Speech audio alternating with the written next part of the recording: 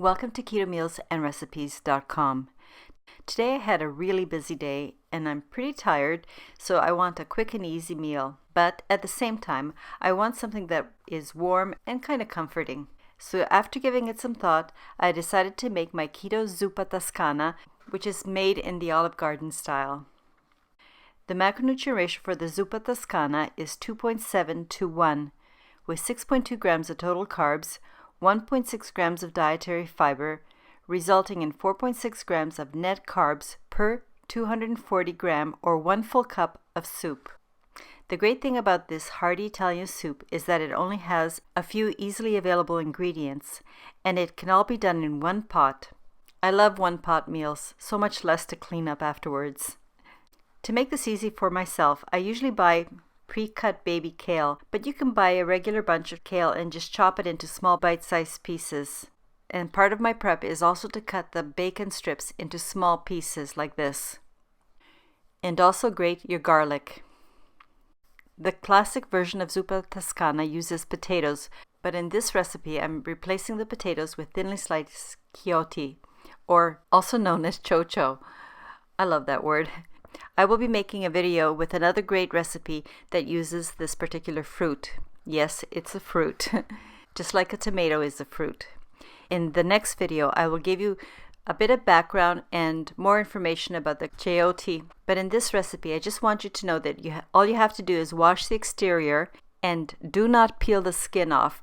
The skin is edible. It's very soft and the skin has most of the nutritional value. So I highly recommend you do not peel it. And then slice it in half and then in half again. And then just remove the soft pit. It comes out very easily. And then all you have to do is, with a mandolin, make thin, even slices. To make this soup taste as authentic as possible, since this is a very important ingredient, I recommend you get a good quality, mild Italian sausage. You don't need the whole sausage, so remove the casing. I would like to remind you that if you're buying your sausage in a grocery store, please make sure you read the ingredients. It always amazes me how much sugar and other filler ingredients are put into prepared sausages and other meats. After preparing all your ingredients and weighing everything out as required, the first step is to fry your bacon in your large soup pot. Here's a little tip. I always like to put a little bit of oil to coat the bottom of the pan when I'm frying bacon or sausages. This helps to prevent any sticking. Then cook your bacon over medium heat until it's nice and crispy. And when your bacon is done, scoop it and remove it from the pot and set it aside for later use. This fried crispy bacon will be used at the end as a garnish, but leave all the bacon fat in the pot, to which you then add the Italian sausage meat. As the meat is cooking, use your spatula to break up the sausage into smaller pieces. And continue cooking until the meat is browned all the way through. You want the meat to be pre-cooked before you use it in the soup. And once the meat is done, push the meat to the perimeter of the pot, making a clearing in the center. And then just toss the onions into the center of the pot. And continue sauteing until the onions are starting to soften and become translucent. And by the way, you can use any kind of onions you want, white, yellow, or red. And then toss the garlic on top of the onions and saute for 1 more minute. Stir to combine all the ingredients together.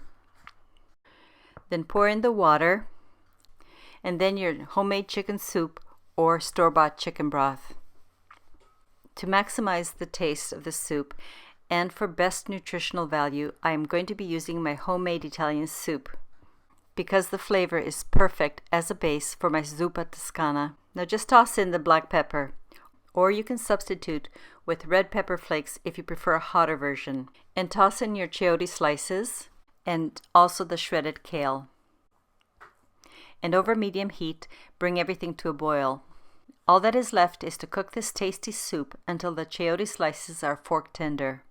And exactly how long that will take will depend on how thick your slices are.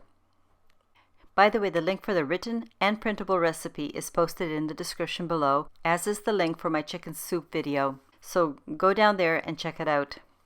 And if you want more soup ideas, just go to the end links and click on any one of the soups that appeal to you. And now the soup is almost done, it's time to pour in the heavy cream. After adding your cream, then just stir the soup and taste to make sure that the salt level is okay for you. If need, adjust at this point. And I tossed in the optional red bell pepper pieces, which by the way I've included in the macros. I add the red peppers for color, but you can leave them out if you don't have any on hand. And continue cooking for 2 to 3 more minutes. That will get rid of the raw cream taste. And we're all done. To serve the soup, just ladle it out into your favorite bowl. And make sure you scoop out and gather up some of the solids. And to finish it off and make it look like they do at a restaurant, sprinkle the grated parmesan in the center part of your soup. Then top with the fried bacon pieces you had set aside earlier. Lastly, drizzle 1 teaspoon of olive oil around the perimeter of the grated parmesan and bacon bits.